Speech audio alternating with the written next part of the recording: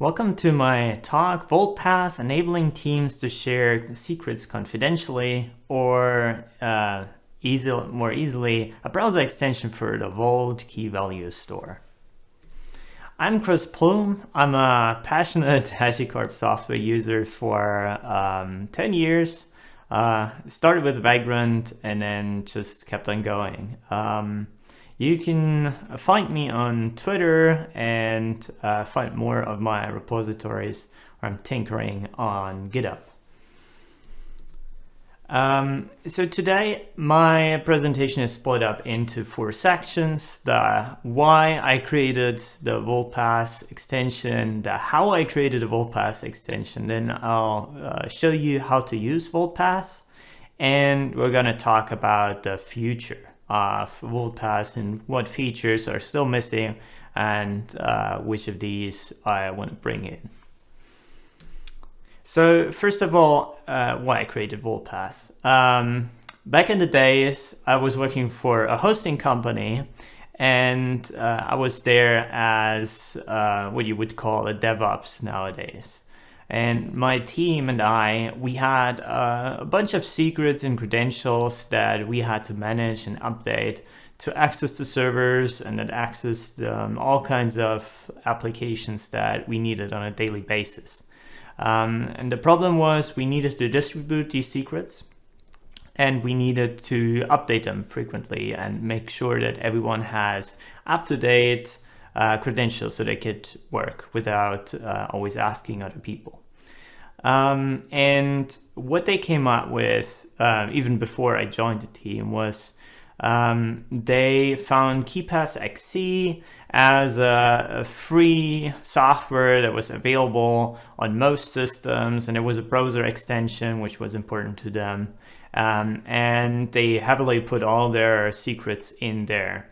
Now, KeePass XC, for the people that don't know it, it's not used to be used in a team. It creates a single database file that you put on your local hard disk, and you can encrypt it with a password. So only if you know that database password, you can open up KeePass and have access to your keys. Now, to be able to share these secrets with their team, they put that database in JIT. So they did that because that was known in a team. They knew how to use it. It was also free. They already had the infrastructure. They had other repos.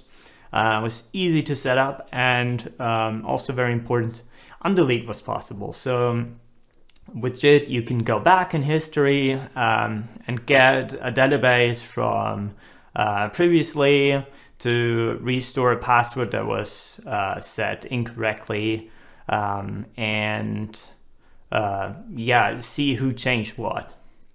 And they also found that this works better than a shared drive, because if you just have a network drive and people put in their updates to the database file and multiple of them have the database open over the network, like an NFS or Samba, the database can be overwritten, and sometimes it can even get corrupted. So the JIT did actually work very well. Now they discovered that everyone who has access to JIT and this repository could pull down the database and potentially break the encryption of the KeePass database and have access to all sorts of things they are not supposed to have access to. So to feel even more secure, they wrapped the database file into a GPG encryption. So what they did is, when someone new to the team joined, he would create a GPG key for himself, and then someone who was already in the team would re-encrypt the KeePass database file with including the new person's GPG code. So he would be able to unencrypt the database file himself. So the new person would pull down the repo, unencrypt the database file with its own key, and then would be able to use the KeePass. Fortunately, the GPG encryption and decryption was all managed by scripts that were also in the repo, so you didn't need to be GPG expert to do all these steps. And obviously the same way, when someone left the team, their GPG key was removed, so they wouldn't be able to pull down a repository anymore to receive updates. Now this created problems. So KeePassXC, as I said, was not meant to be used for teams to distribute passwords. So what they soon discovered is multiple teams needed access to sometimes the same secrets, and sometimes they had their own secrets that nobody else would need to have access to. But with KeePassXC, you can always only open one database and have access to that. So you would need to create multiple databases for the different teams and a shared database file, and you would always need to understand where which secret is, so you would open and close the different databases, and that was just not convenient. So what we ended up with one large database where all the secrets were, and all the teams that needed access to these DevOps credentials, they had access to all credentials. So not only the ones that their team was supposed to get, but all of them. That wasn't necessarily a problem per se. It used to work rather well, but it's not nice for security. Now with JIT, the problem was the encrypted KeePassXC database is treated as a binary with JIT because it's not a text file. JIT can't easily do a diff when you make changes to the database.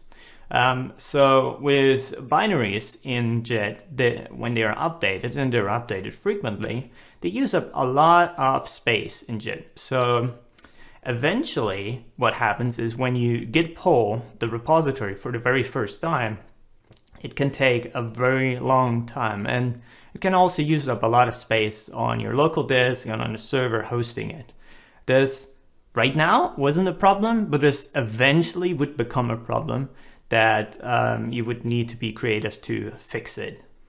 A much bigger problem was there was no way to know when to pull JIT and fetch updates for KeePassXC, because KeePassXC itself didn't know that it's hosted in a JIT repository.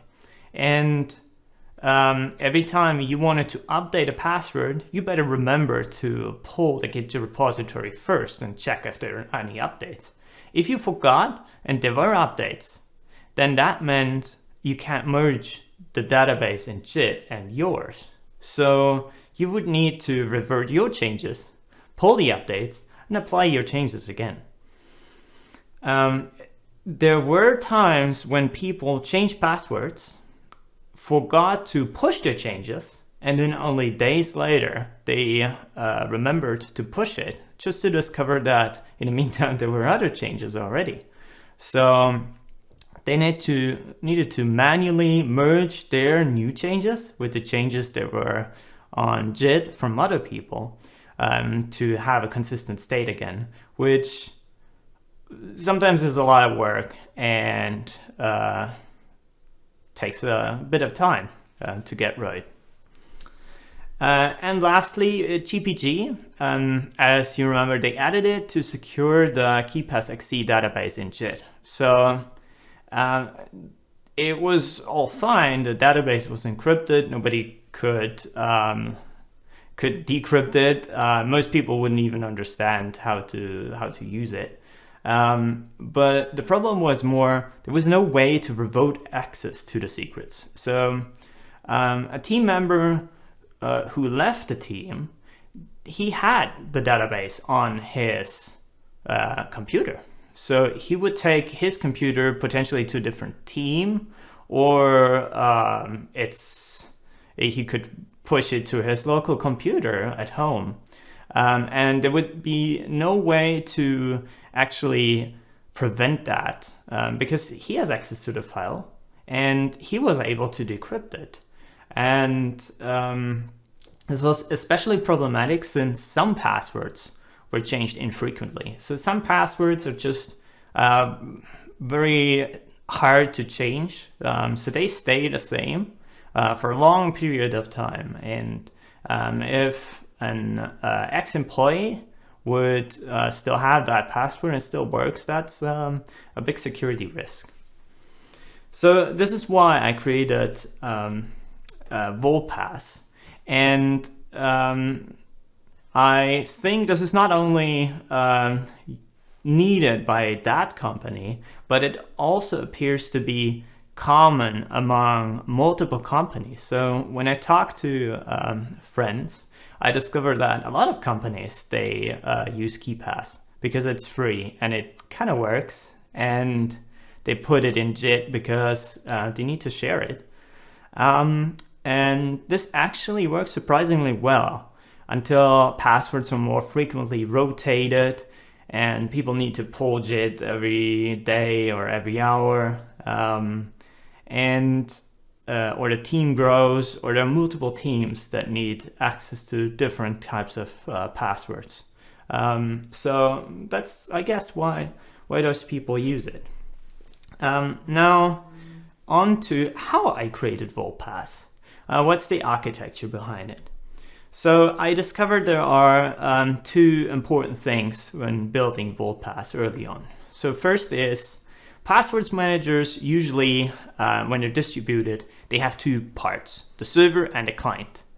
And for the user experience, the client is important, but for security, the server part is very important. But the big problem is centrally managing secrets in a safe way is super difficult.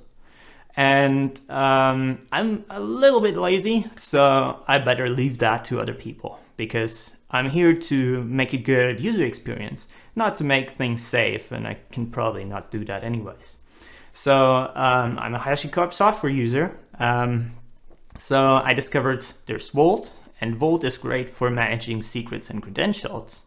And it has a good API, so I can just use that API. And with the key value store, you can put basically anything in there. You just need to be a little bit creative. So that's what I did. The server part is basically HashiCorp Vault. Now, the other problem was handling secrets for other people requires trust. So the other people need to trust me. And most people on the internet don't know me. So how do I fix that? So my fix is I created a code base that's very small and very easy. So I set out to write this all in plain JavaScript, not because I don't know anything else, but because it's not transcompiled. It's what you see is what you get. You look at the JavaScript file and it's quite easy. It's not very hard. So someone who doesn't know anything about JavaScript but might know a little bit of programming, he would be able to understand it.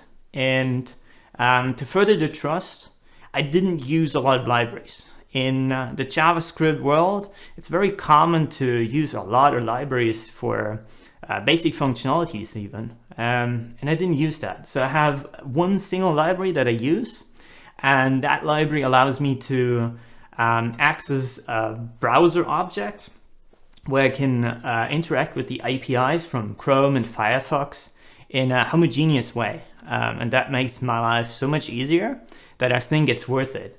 And that library is developed and owned by Mozilla.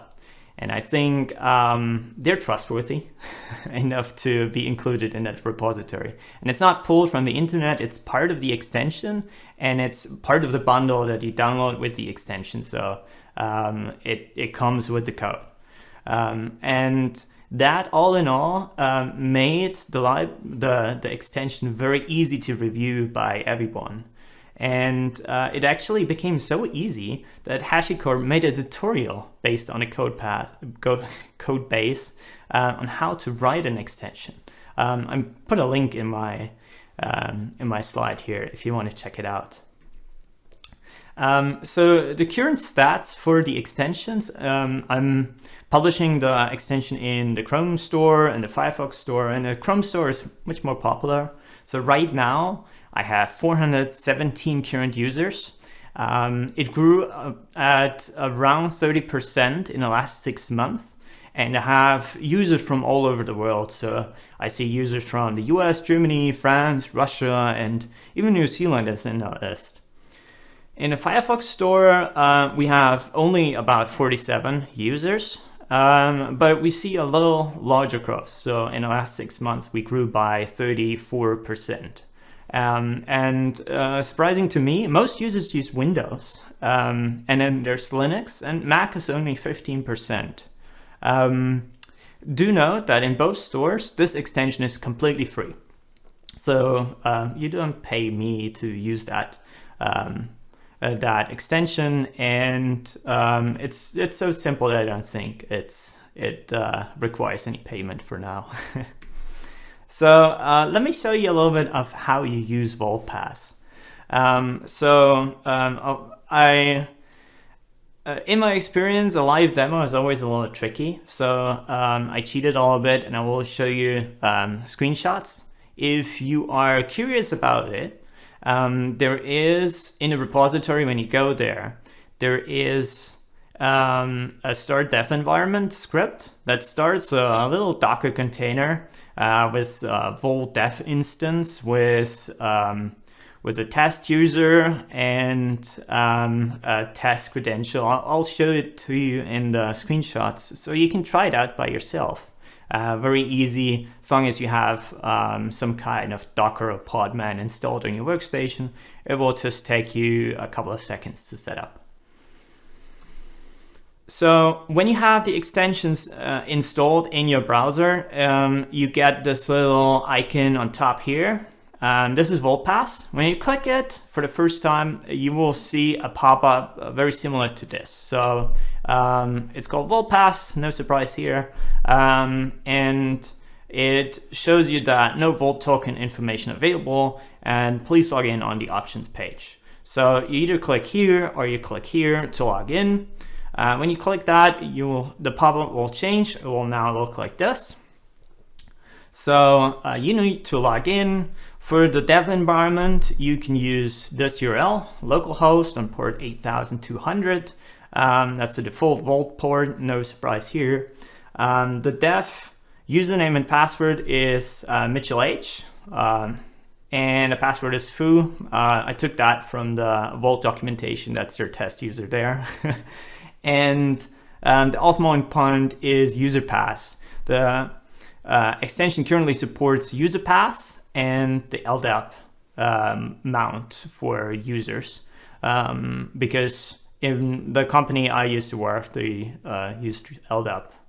And then you click on login, and what you get is you see the attached policies from your user. So my user has default and the admin's policy, and we get the organizations. So credentials are managed in organizations, which can be the different teams or different org trees or whatever you want.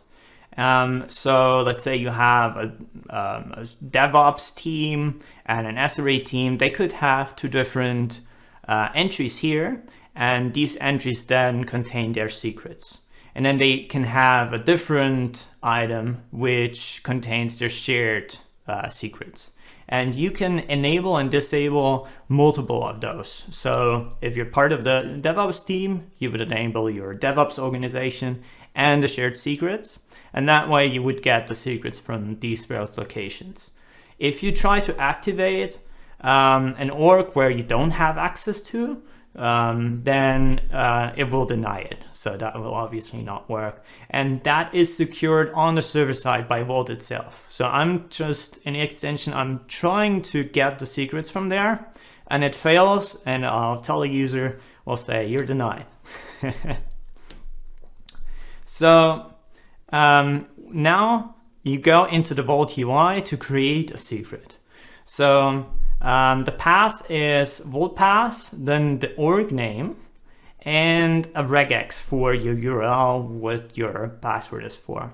And then you create an item which has at least these two keys, password and username. So in this case, that's also from the start dev environment. You have the username test user, and the password is unsafe.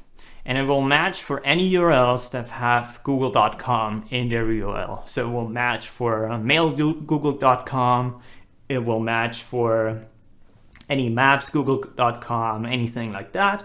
And only the people that have access to the admin subpath, admin org, have access to this secret, right? So we would also be able to create a VaultPass DevOps and then put their secrets in there, or VaultPass SRE and put their secrets in there. And then we would control the access to these secrets based on the policies. So this is an excerpt, just things for VaultPass. And you see here in sys policy default, you would allow everyone to list all the subpaths under the VaultPass path. So in the key value store v2, you have the metadata path and the data path, and the metadata will, with the capability list, would allow everyone to read what are the subpaths on the VaultPass. And then we would see admin, DevOps, SRE, common, and whatever other subpaths you have under there. But we want to deny that anyone by default can read any secrets. So that's down here. So we deny the access to any data under the VaultPass path. This is the default. And now we create a different policy files, like this one for admin, and we want to allow admin to list all the items under its admin subpath. So list all the secrets that are created there, like our secret google.com.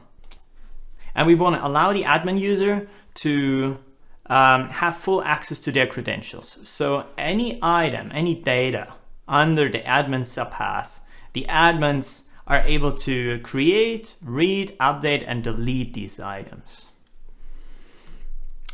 And this is what the extension will look like with this secret in Vault.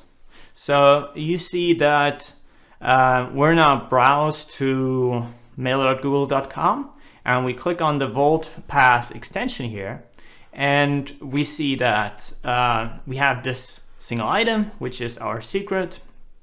The secret's name is google.com. Our username is test user. And if we click on this front part here with the name, it tries to identify a login prompt and fill it out when you click it. So that's very common for password managers. And then we have two buttons down here, copy the username and copy the password. When you click there, it copies it to the clipboard. And finally, I want to talk a little bit more about the future of VaultPass.